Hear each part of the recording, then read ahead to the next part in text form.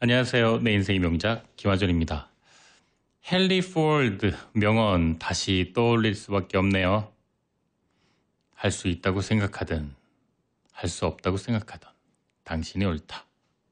네. 가을입니다. 이제 10월이 시작됩니다. 요즘 아침에 눈을 뜨면 밖에 반려견과 산책을 나가면 코가 아주 시큰거립니다. 눈송이에 잠깐 제 코가 파묻힌 것처럼 차가운 공기가 코 속으로 들어오는데요. 기분 좋은 차가움이죠. 1년 중 가장 야외 활동하기 좋은 날이기도 하고 개인적으로 추운 걸 제가 좋아해서 점점 더 추워질수록 설레어지는 그런 계절이기도 합니다. 추워지면 쌀쌀해지면 머리가 맑아지고 좀 더 열심히 살아야겠다 이런 생각이 좀 더 집중적으로 드는 것 같아요. 그럴수록 제 직업 특성상 더 좋은 글도 나오고 책 읽을 때도 머리에 더 잘 들어오고 말이죠. 뭐든 생각하기 나름이긴 하지만 추울 때도 더울 때도 책 읽기 글쓰기는 저를 설레게 만드는 아주 중요한 친구인 것 같습니다. 지금 여러분이 할 수 있다고 생각하는 것은 무엇입니까? 그리고 할 수 없다고 생각하는 건 무엇일까요? 지금 좋다고 생각하는 것, 나쁘다고 생각하는 것. 오늘 내 인생의 명작에서는 2시간 동안 저와 함께 생각, 그 위대한 힘에 대한 이야기 나누어 볼까 합니다. 그 전에 명작이 사랑하는 영화, 달콤한 인생에 나오는 명대사 다시 한번 듣고 시작하도록 하겠습니다. 어느 맑은 봄날, 바람에 이리저리 휘날리는 나뭇가지를 바라보며 제자가 물었다. 스승님, 저것은 나뭇가지가 움직이는 겁니까? 바람이 움직이는 겁니까? 스승은 제자가 가리키는 곳은 보지도 않은 채 웃으며 말했다. 무릇 움직이는 것은 나뭇가지도 아니고 바람도 아니며 내 마음뿐이다.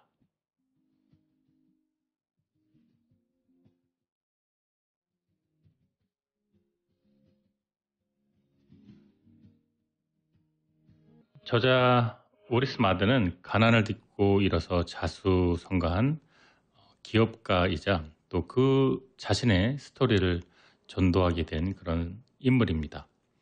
아주 오래전 1850년 뉴햄프셔에서 태어나서 세뮤얼 스마일스가 지은 자조론이라는 책을 읽고 그 인생이 완전히 바뀌었다고 하는데요. 이렇게 예전에는 책 한 권이 운명을 바꾸게 만드는 경우가 있었어요. 종종 많이. 어떤 경험이 사람을 바꾸는데 몇 년, 몇십 년이 걸리는 경우가 많이 있죠. 어떤 사람과의 만남이 그것이 내 운명을 바꾸기까지도 참 시간이 오래 걸립니다. 그런데 책 한 권은 말이죠. 책, 단 한 권. 그 책을 읽는 순간부터 덮는 데까지 걸리는 몇 시간이면 충분합니다.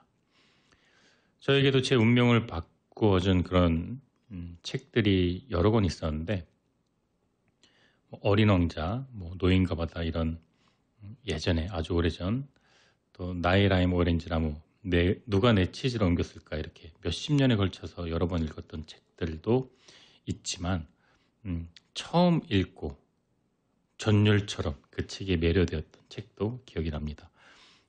중학교 1학년 때였어요. 처음으로 그 노만 필 박사의 적극적 사고방식이라는 책을 읽고 저는 정말로 거짓말처럼 그 순간부터 적극적인 사람이 되었던 것 같아요. 물론 책을 덮자마자 변하진 않았겠지만 너무나도 생생히 이런 사고방식이 있었단 말이야 라는 또 임어당 씨의 생활의 발견, 이게 중국 그 작가예요. 임어당의 생활의 발견이라는 책, 삶의 지혜를 아주 관조적으로 여유 있게 풍자했던 책도 이게 다 중학교 때 읽었던 책들이에요. 에리 프롬의 사랑의 기술, 사랑이라는 감정과 인간의 의지에 대한 생각. 이 에리 프롬은 사랑의 기술 이 책은 제가 그 세계 명작에 이 책이 있는 책이에요. 아주 고전인데 한창 사랑을 갈구할 그런 나이에 이 에리 프롬의 이 책을 읽는 바람에 그 이후로 사랑이 좀 어려웠다는 이 문장 떠오릅니다. 인간은 사랑을 위해 사랑을 한다. 사랑을 해야 하는 타이밍에 그가 내 옆에 있었다는 거죠. 참 어떻게 보면 로맨틱한 얘기는 아니에요. 참 감정에 대해서 자기적일 수도 있고 어떤 운명 같은 사랑, 내 평생의 인연, 반려자, 반쪽 이거보다 어떤 물리적인, 신체적인 어떤 상황적인 그 설명이 기억에 남습니다. 아닐 수도 있는데 저는 그렇게 이해가 됐던 것 같아요. 그 책 이후로 이 저에게 많은 영향을 주어서 제가 이렇게 지금까지 혼자 살고 있는 게 아닌가 이런 생각도 들기도 하고요. 이처럼 저의 시대만 하더라도 책 한 권으로 운명이 바뀌는 그런 경우가 심심치 않게 있었다는 생각이 듭니다. 그래서 이렇게 늦은 시간에 책 속에 방송을 하는 것에 대한 보람이 크기도 하고요. 이 책의 저자 오리슨 마든 역시 자조론이라는 책을 읽고 큰 영감을 받아 그 꿈을 가지고 수많은 저술과 강연을 한 것처럼 이 저자는 이론이 아닌 몸소 경험한 이야기를 책에서 두루 다루고 있는데 생각이 얼마나 큰 힘을 발휘하는지 당신이 품고 반복하는 그 작은 생각이 어떻게 당신의 인생을 바꾸는지에 관한 책입니다. 이 책은 총 3장으로 구성되어 있어요. 1장은 생각, 2장은 열정, 3장은 건강으로 구성되어 있는데요. 우리 생각이 미치는 삶의 변화를 이렇게 세 챕터로 나누어 설명하고 있고 오늘은 그 첫 장, 생각의 힘에 대해 이야기를 해보겠습니다. 자, 노래 듣고 돌아올게요. Queen, Love of My Life. 네, 이 책에서 조금 새롭게 제가 드는 생각은 우리 뇌세포뿐만 아니라 모든 몸의 세포들이 각자 지능을 가지고 있다는 저자의 주장인데요.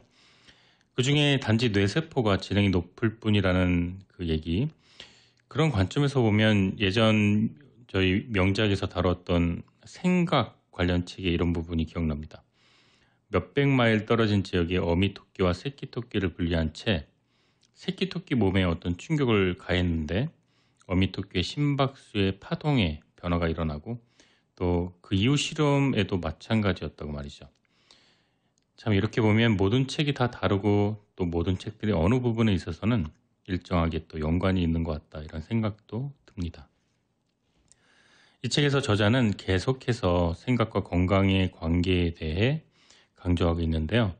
저자가 말하기를 질병은 자신의 생각으로부터 나온다고 합니다. 질병에 대한 걱정, 불안, 공포, 이런 암시, 이런 육체를 통해 실현되는데 이 내용은 얼마 전에 어떤 다큐에도 소개되었던 내용인데요. 일반적으로 알려진 것처럼 스트레스가 면역력을 저하시키고 질병을 유발한다는 단순한 내용에서 비롯해서 여러 의학적인 임상실험을 얼마 전에 다큐멘터리에서 다룬 내용을 보았는데 거의 한 세기 전에 지어진 책이 의학적인 임상실험 없이 정확하게 내용을 다뤘다는 것에 좀 감탄을 했고 요즘 일반화된 걱정 중에 하나가 건강 염려증이잖아요. 이 염려증은 현대인들에게 점점 더 많아지는데 건강을 염려하면서 우리는 커피를 마시고 햄버거랑 도넛을 먹고 과자와 탄산음료를 마시고 또 주말마다 외식을 하면서 고기를 굽고 튀기고 네. 그리고 다시 건강을 걱정합니다. 운동을 안 하고요. 어떤 게 더 나쁜지는 모르겠어요. 얼마 전 다루었던 책이죠. 지방이 범인. 네. 지방이 범인인지 아니면 지방을 걱정하는 건강 염려증이 범인인지 모르겠습니다. 근데 둘 다 좋지 않은 것만은 분명한 것 같습니다. 생각하는 대로 이루어지는데 인간의 생각의 힘은 긍정적인 것을 생각할 때보다 부정적인 걸 생각할 때 더 강력한 뇌파가 나온다고 합니다. 그래서 이렇게 되면 안 되는데 이거 나 걸리는 거 아니야 이러다? 네, 여러분 어떻습니까? 나 이거 됐으면 좋겠다 확률이 높습니까? 아니면 나 이거 걸리면 안 되는데 확률이 높나요? 살면서 압도적으로 이 부정적인 그 걱정과 그 기운의 에너지가 더 높았던 것을 저만 느끼는 걸까요? 네.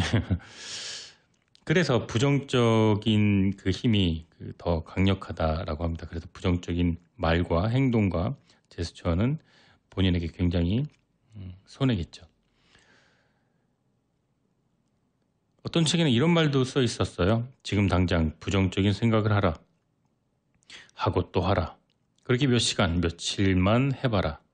그러면 그것이 현실로 일어날 것이고 이 경험은 당신에게 좋은 생각, 긍정적인 사고를 하라고 수천 번 말하는 것보다 더 효과적으로 생각의 힘을 설명해 줄 수 있을 것이다. 네, 조금 무서운 이야기인데 염두에 꼭 두어야 될 것 같습니다. 노래 듣고 돌아와서 본격적으로 생각, 그 위대한 힘에 대한 이야기 여러분께 소개해 본문 내용 소개해 드리도록 하겠습니다.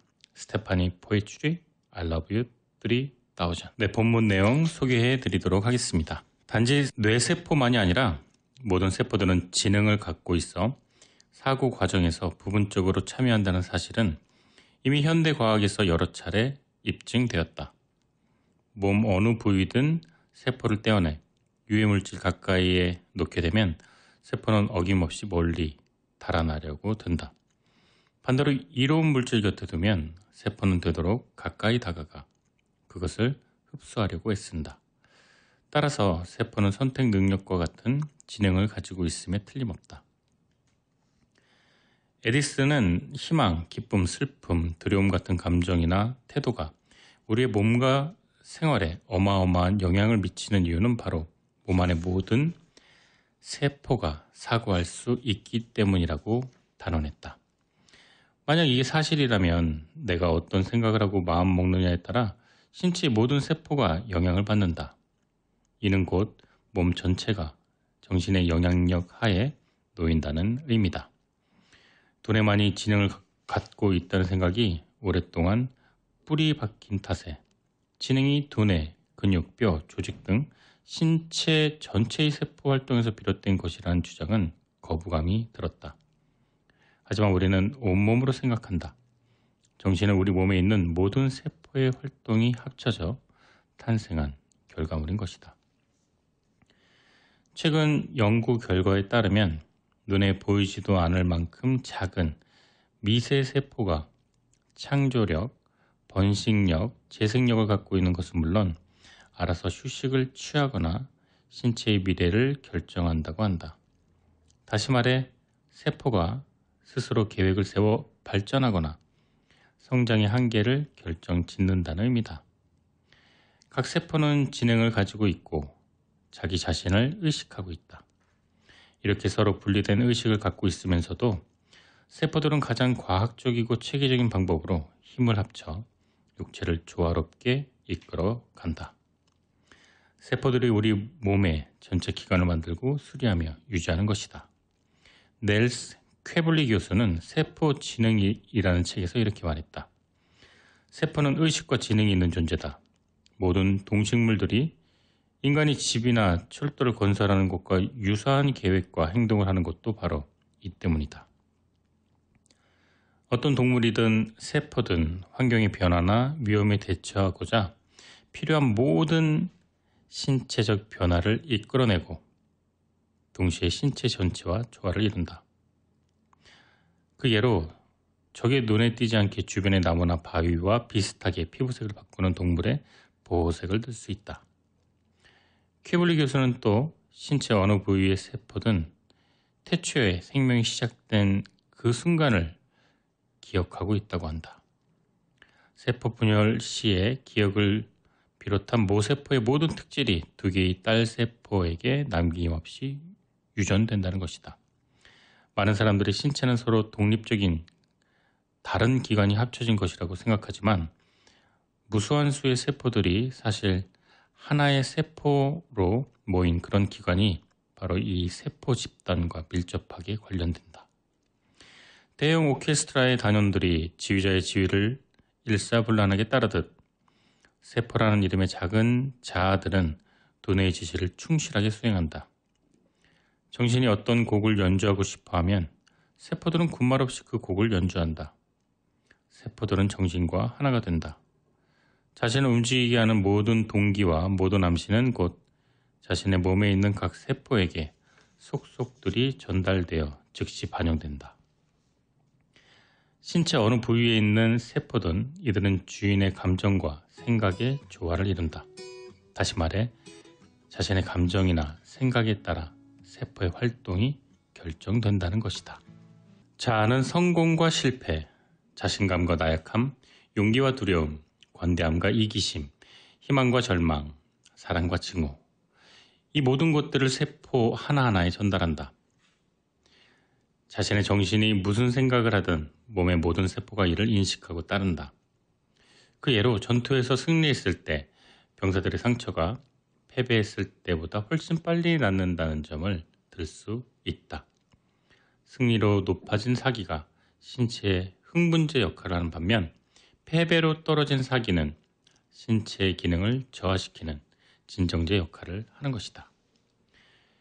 실제적으로 세포는 뇌의 확장이다.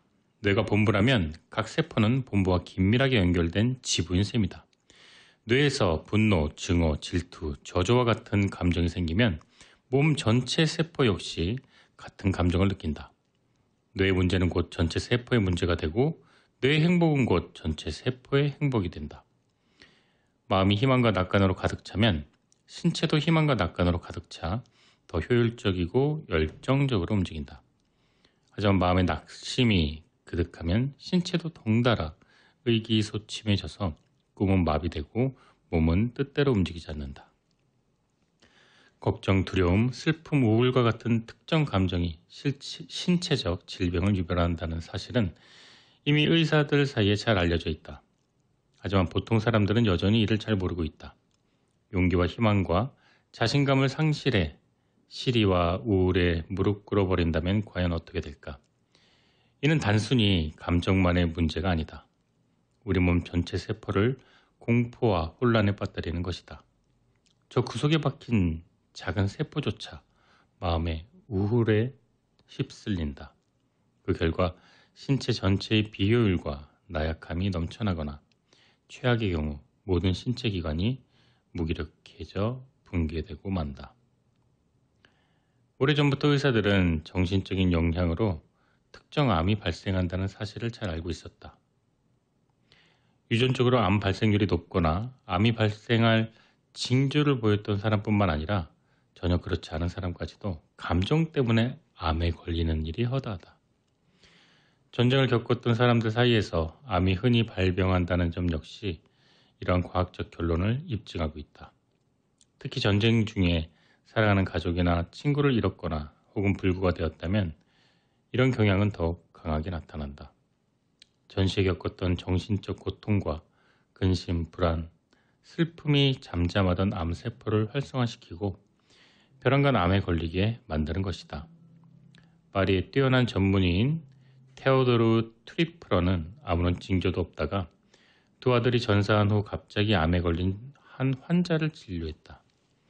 이에 대해 테오도르 박사는 미미한 정도에 불과했을 암세포가 슬픔 때문에 폭발적으로 늘어난 것이라고 확신했다. 걱정, 두려움, 슬픔뿐만 아니라 증오, 원한, 질투, 또한 다양한 종류의 암을 유발하거나 병세를 급속히 악화시킨다. 잘 알다시피 지속적인 증오나 질투는 피부병, 신장병, 소화불량, 간질환, 심지어는 뇌질환도 유발한다.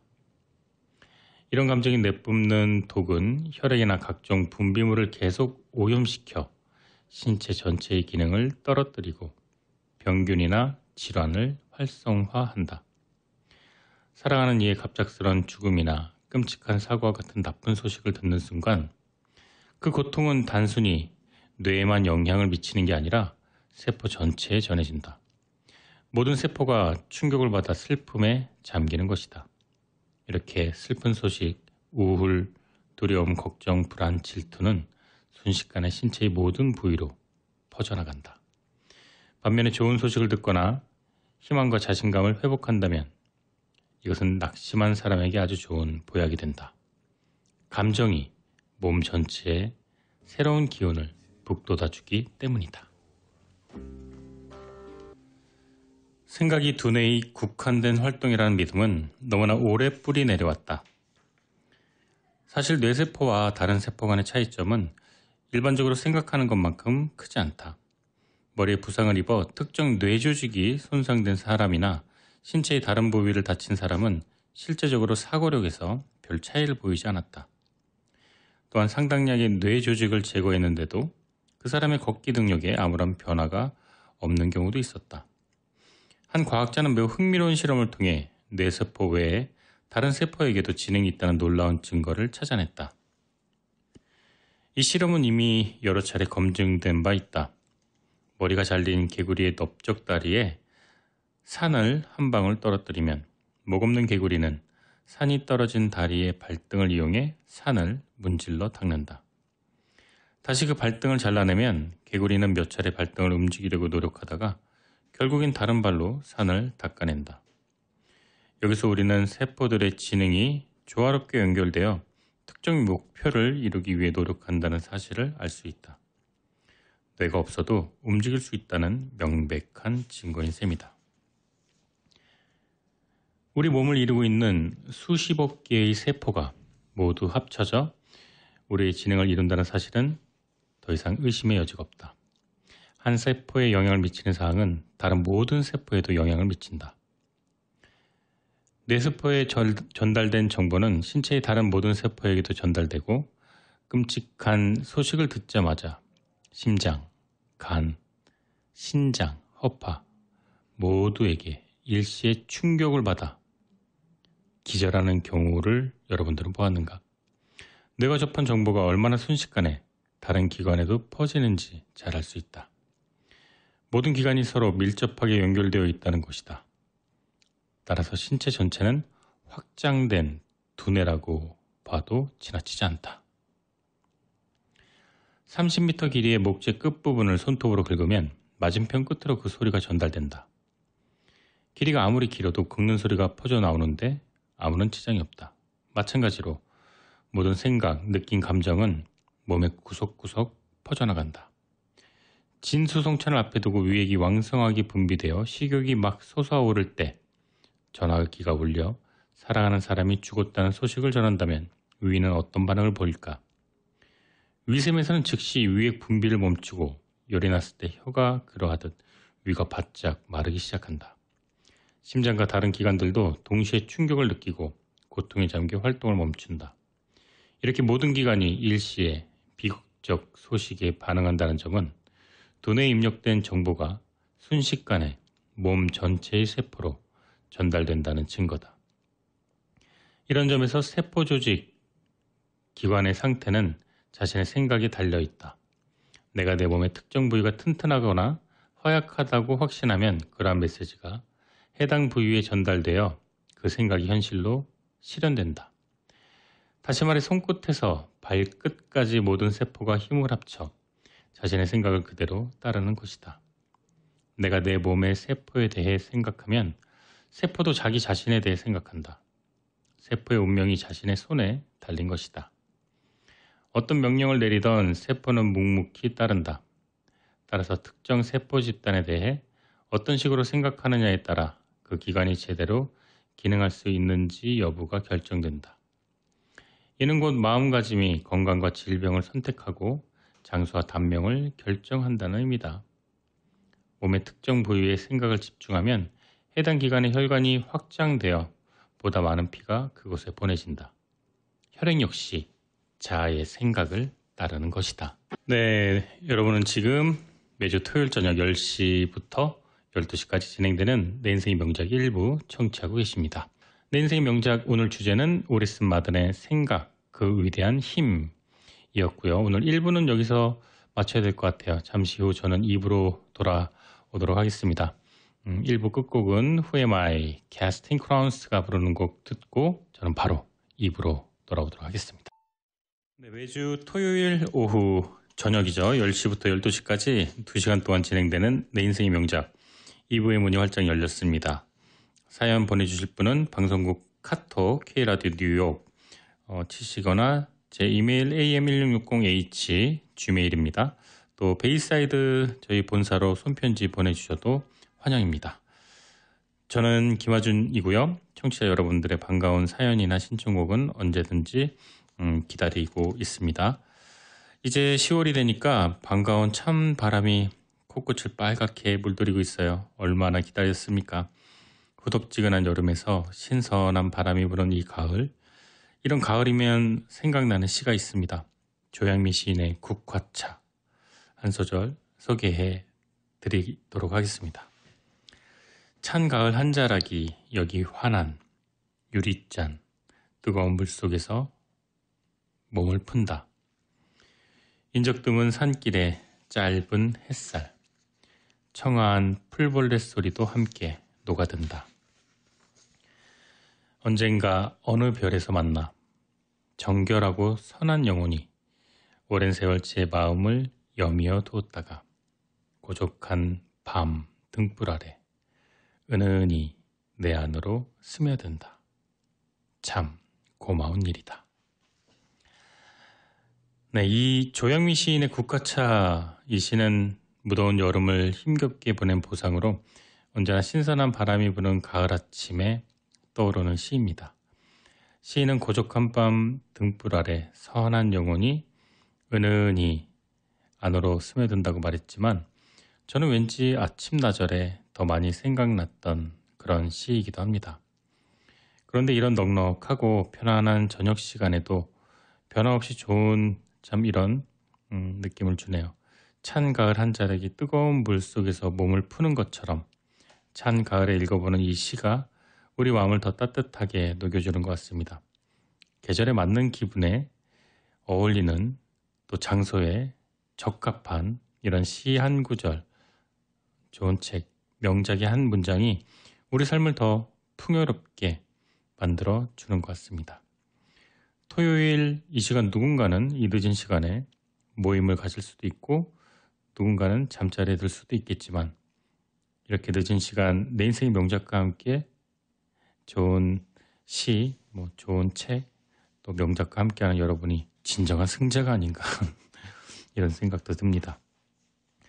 자, 노래 듣고 돌아와서 오늘 명작 주제 생각, 그 위대한 힘 본격적으로 다시 소개해 드리도록 하겠습니다. 유전적으로 암에 걸린 확률이 높다거나 지금 암세포가 자라고 있을지 모른다는 두려움은 실제 해당 부위에 염증을 일으키기 쉽다. 만약 이런 두려움이 장기간 걸쳐 계속되면 염증이 만성화되다 못해 결국 그토록 두려워하던 암으로까지 발전된다. 과거 결핵으로 부모를 잃은 어린 소녀에게 친구들이 결핵균이 아마 유전되었을 거라고 경고했다.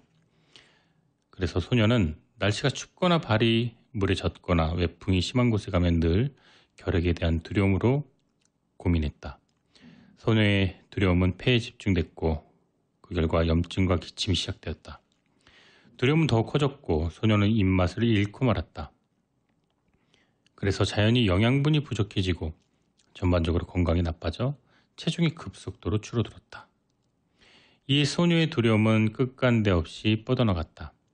결핵 환자의 가장 큰 특징이 바로 체중 감소였기 때문이다.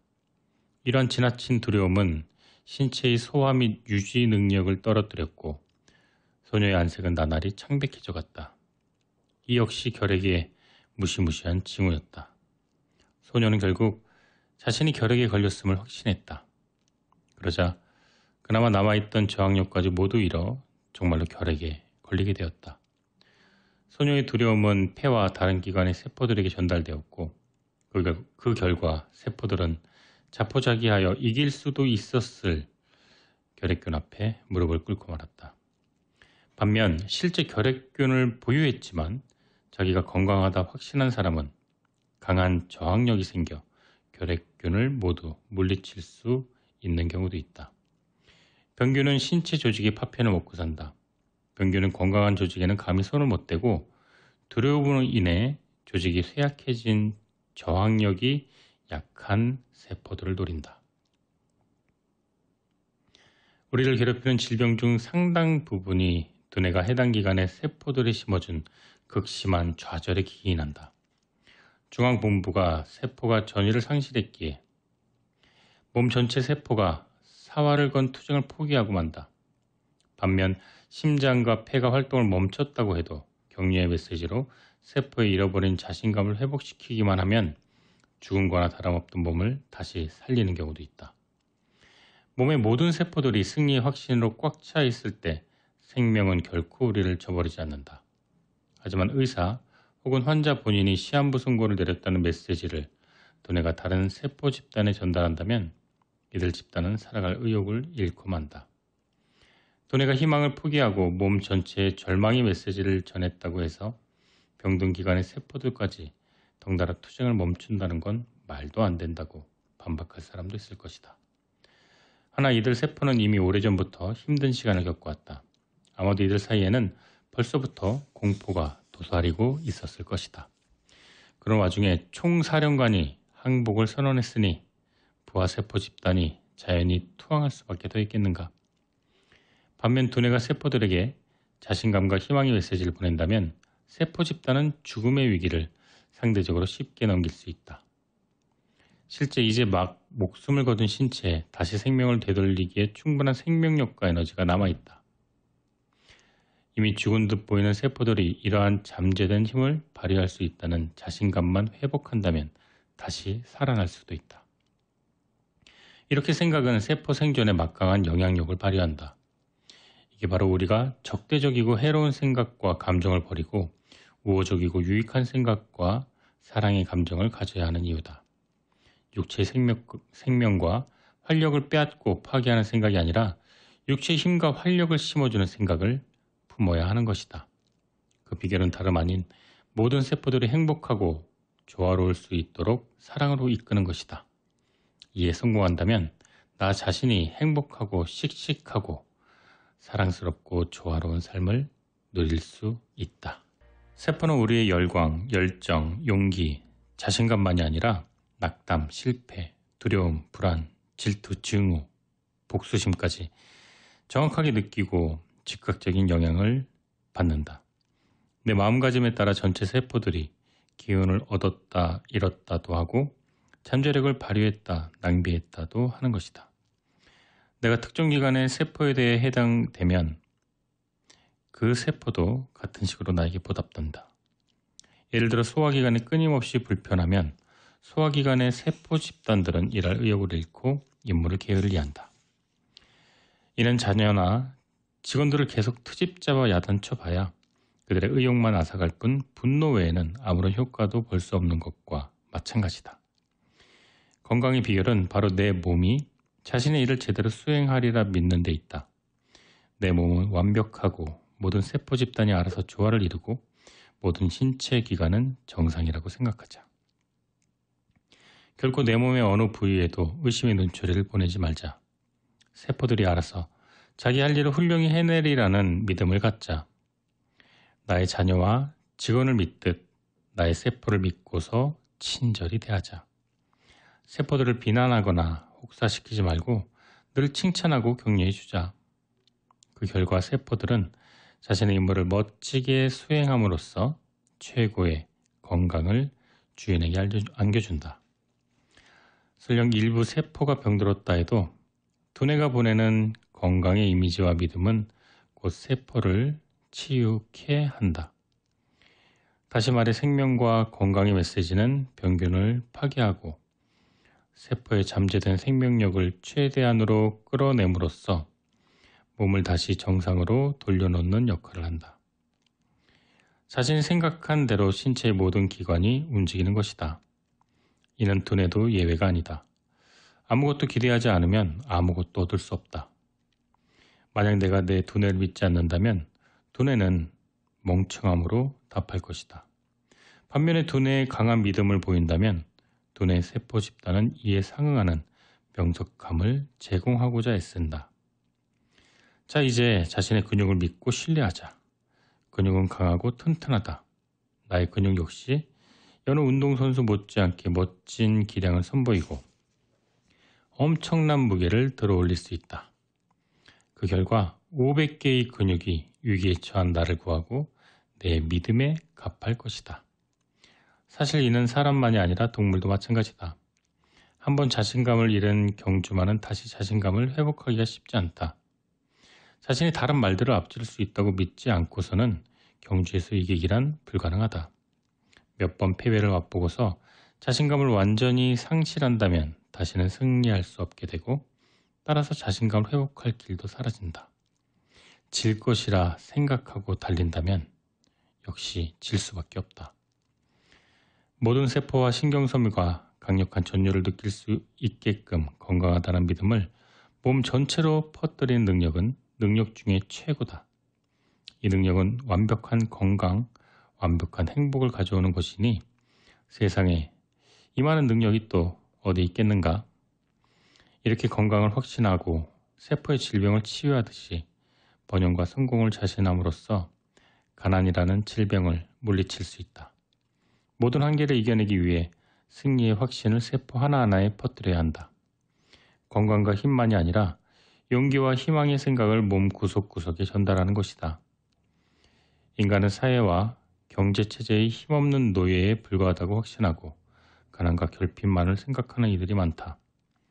하지만 성공을 위해서 이를 떨쳐버리고 풍요, 자유, 번영을 생각해야 한다. 실패, 무능, 평범 따위가 아니라 성공, 유능, 비범을 생각하며 내가 맡은 일을 모두 해낼 수 있다고 확신해야 한다. 이는 곧 탁월한 능력과 멋진 승리를 끊임없이 생각하는 습관을 기르는 거다. 이렇게 발전적이고 행복한 생각을 하는 연습을 조금만이라도 하고 나면 그러한 생각의 진동이 온몸으로 퍼져나가 모든 세포가 하나 되어 건강과 희망의 전율을 발산한다. 사람은 자신이 믿고 생각하는 대로 만들어진다. 생각은 곧 모든 것이다. 행복, 건강, 풍요, 사랑. 이 같은 인간의 모든 열망은 생각에서 시작되고 생각으로 현실이 된다. 자신이 얻은 모든 것은 자신의 애초에 그것에 대해 생각을 품었기 때문에 가능했다. 하지만 진정 자기 생각의 선장인 사람은 과연 몇이나 될까? 재미있는 우화를 하나 읽어보자. 옛날에 변변히 배운 것 없는 한 사내가 친척에게 배를 한 척 물려받았다. 사내는 바다나 항해, 선박에 대해 아는 게 전혀 없었다. 하지만 그 사내는 배를 마음껏 항해하겠노라 고집을 부렸다. 결국 사내는 자신이 선장인 양 출항을 명령했지만 낯설기만 한 뱃일에 당황해 선원들이 알아서 하게 내버려 두었다. 바다로 나오자 사내는 어느 정도 정신을 차릴 수가 있었다. 갑판을 오가며 유심히 살펴보니 한 선원이 커다란 바퀴 같은 것을 쥐고는 좌우로 번갈아 돌리고 있었다. 사내는 옆에 있는 선원에게 물었다. 저 사람은 대체 뭘 하고 있는 건가? 저 사람은 바로 키잡이입니다. 지금 배를 조종하고 있죠. 아니 온종일 저기부터 저딴 걸 돌려봐야 대체 무슨 소용인가? 앞에 바위가 있는 것도 아니고 바람이 알아서 배를 잘만 미는데 돛을 활짝 펴서 배가 앞으로 쭉쭉 나가기만 하면 되는 거 아닌가? 앞에 육지나 아니면 다른 배가 보이면 그때 저 녀석들로 다시 키를 잡으라고 하고 말이야. 선주의 명령대로 키잡이는 손에서 키를 놓았다. 그러자 배는 바람 부는 대로 이리저리 흔들리다 결국 뒤집혔고 배에 있는 대부분의 사람들은 죽음을 맞이하고 말았다. 네, 정신은 배보다 더욱 값지고 정교한 대형 선박이다. 이런 소중한 정신을 자신의 뜻대로 통제하고 있는가? 생각을 얼마나 조절하고 얼마나 애를 쓰고 있는가? 혹시 자신이 생각을 조절하기보다는 생각에 질질 끌려다니지는 않는가? 분노와 열정의 거센 폭풍에 따라 이리저리 휘둘리거나 일시적인 우정, 무의미한 자리, 쓸데없는 걱정, 의미 없는 즐거움, 이런저런 헛소문, 이런 것 때문에 뜻하지 않는 삶에 끌려다니고 있지는 않는가? 다른 사람들이 자신의 생각을 지배하고 통제하도록 내버려둔 끝에 결국엔 삶이 완전히 무너지지는 않는가? 생각은 실질적으로 세상 모든 걸 지배한다. 하지만 많은 사람들이 생각의 힘을 무시하거나 오해하고 있다. 생각으로 빚어진 결과는 높이 사면서도 생각을 마음대로 조절하기란 불가능하다고 믿는다. 칭찬을 받아야 할 대상은 생각의 결과가 아니라 생각 그 자체인데도 말이다. 다들 정신에 강력한 힘이 있다는 데에는 동의한다. 허나 타고난 천재만이 그 힘을 원하는 대로 조절할 수 있다고 믿는다는 데는 문제가 있다. 대다수 사람들은 자기가 천재가 아니라 한다.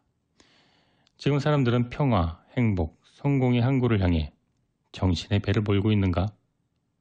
난 아니라고 본다. 복잡하고 힘든 시대를 살아가려면 생각을 통제하기란 불가능하다라고 말하는 사람이 대부분이다. 허나 정신이 주인이 되는 것만큼 중요한 건 없다. 우선 생각이 통제가 가능하다는 기초적인 진실부터 우리는 받아들여야 한다. 생각은 삶에 가장 강력한 영향을 미치면서도 결코 지치는 법이 없다. 생각을 정신이나 몸 안에 포로로 잡아두는 건 불가능하다. 생각은 즉시 사방으로 뻗어 강력한 힘으로 행복이나 불행을 가져온다. 과거 에머스는 이렇게 말했다. 천재와 신앙인은 생각을 할 때마다 세상을 변화시킨다. 여기서 생각은 종이에 인쇄되었거나 강단이나 설교도에서 발표된 생각만을 의미하지 않는다. 남몰래 간직한 생각 역시 세계와 주변 사람에게 영향을 미친다. 사람은 누구나 저마다 독특한 분위기를 가지고 있다. 이는 성격이나 야망에도 영향을 받지만 무엇보다 자신의 생각에 의해 좌우된다. 생각은 의식적 행동만을 지배하는 게 아니라 모든 무의식적 행동도 지배하게 된다. 굳이 말을 하지 않더라도 생각은 저절로 사람들에게 전해진다. 사실 말보다 생각에서 오는 인상이 내 이미지를 결정하는데 더욱 강한 영향을 미친다. 이 또한 에머슨의 말대로 크게 떠들어대는 말은 전혀 들리지 않는다. 아무리 크게 떠들고 열심히 똑똑한 척 해봐야 소용없다. 나 자신이 아닌 거짓 이미지를 줄 수는 없다. 사람들은 나의 겉모양이 아니라 속마음을 보고 평가한다. 한편 다른 사람이 나에게 미치는 영향력을 분석함으로써 내가 다른 사람에게 미치는 영향력을 알 수 있다. 또 나를 어떻게 생각하는지를 보아 그 사람이 진짜 친구인지 아닌지 가릴 수 있다. 친구들의 생각은 끊임없이 우리의 의식 속으로 전달된다. 설령 내가 나 자신과 친구를 실망시켰다 할지라도 진정한 친구라면 관대함과 고결함을 끊임없이 내뿜는다.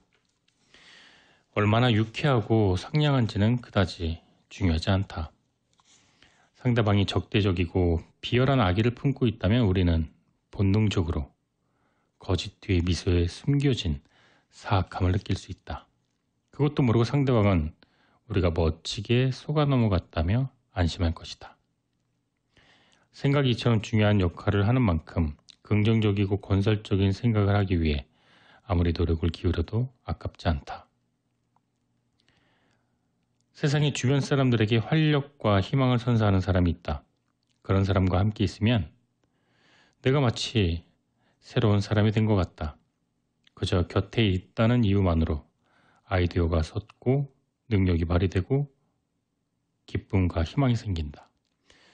이것은 그 사람에게 발산되는 생각이 상대에게 영향을 미치기 때문이다.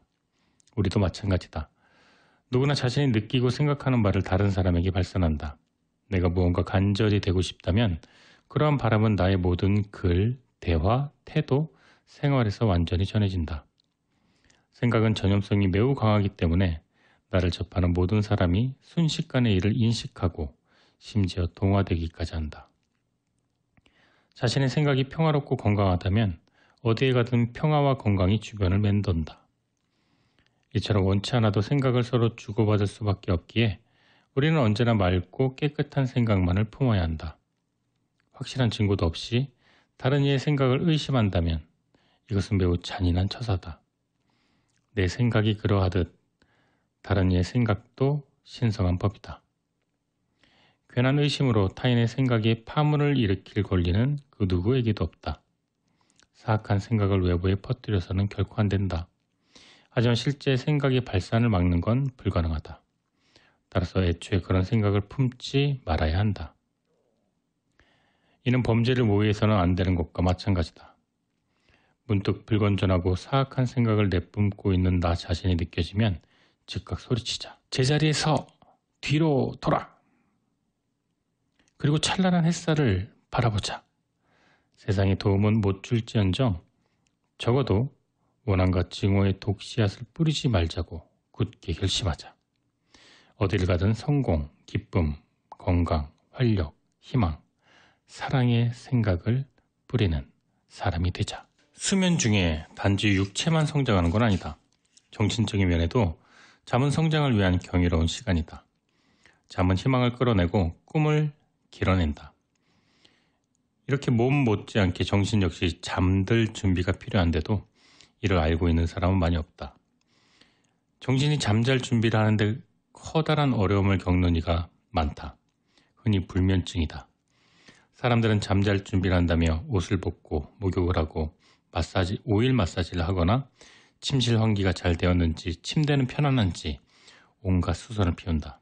하지만 정작 정신이 잠잘 준비가 되었는지 여부는 관심이 없다. 원한, 걱정, 증오, 시기 이런 마음을 품은 채 잠자리에 든다면 잠도 잘 오지 않을 뿐만 아니라 아침에 일어났을 때 우울하고 불쾌하고 피곤하고 비관적인 생각마저 든다. 육체와 정신의 건강에 파괴자가 밤새도록 섬세한 뇌와 신경세포 사이를 미친 듯이 오가며 대자연이 선사한 방어막을 부숴놓았기 때문이다.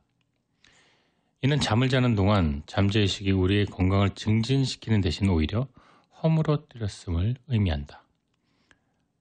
대자연은 잠을 통해 우리에게 힘과 활기와 신선함을 선물하고자 했지만 부정적인 생각을 가득 품은 채 잠이 든 당신은 반대로 더 나쁜 에너지로 일어나게 된다. 반면 잠들기 전에 대자연과 조화를 이루는 연습을 함으로써 놀랄 정도로 달라진 삶을 살게 된 사람도 많이 있다.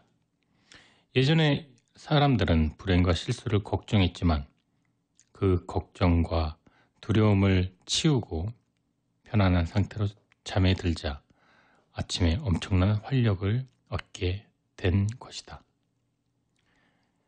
평화로운 마음으로 잠자리에 드는 습관을 들이면 예전과는 달리 자신감 있는 하루가 가능하다. 하지만 필자의 책이나 기사를 읽거나 강연을 들은 사람 중에는 정신도 잠잘 준비를 필요하다는 사실에 동의하지만 아무리 노력해도 잡념을 멈출 수가 없다. 그리고 불안과 걱정이 해소가 되지 않는다고 말하는 사람도 많다. 물론 몸에 밴 오랜 습관을 하룻밤 만에 바꿀 수는 없다. 언제 처음으로 잠자리에 들며 내일, 다음 달, 내년 계획을 세우거나 근심을 하거나 걱정하고 불안하는지 아마 당신은 기억도 못할 것이다. 하지만 아무리 오래된 습관이라도 포기하지 않고 노력한다면 걱정이나 두려움, 의견 충돌, 미움, 분노 이런 것들은 침실에 발을 들여놓지 못하게 될 것이다. 침실은 낮 동안의 골칫거리가 절대 침범할 수 없는 휴식만을 위한 성스러운 공간이다. 아래의 글귀를 문이나 눈에 잘 띄는 곳에 붙여두자. 최상의 사랑과 평화만이 머무는 이곳 침대에 그 어떤 부정도 발붙일 수 없다. 옷을 벗고 잠자리에 들어서면서 이렇게 외치자. 난 오늘 최선을 다했다. 그러니 걱정이나 계획 따위에 더 이상 신경 쓰지 않겠다. 지금부터 아무 생각 없이 그저 푹 자는 거야. 고민이나 증오를 머릿속에서 말끔히 씻어내자. 그 누구에게든 원한이나 악의를 품지 않겠다고 단호히 결심하자. 모든 불쾌한 일은 기억에서 완전히 지워버리고 깨끗한 마음으로 돌아가자. 아래의 문구를 멋지게 적어서 벽 여기저기 붙여놓고 마음속으로 읽어보자. 사랑, 우정, 평화, 조화, 끈기, 열정.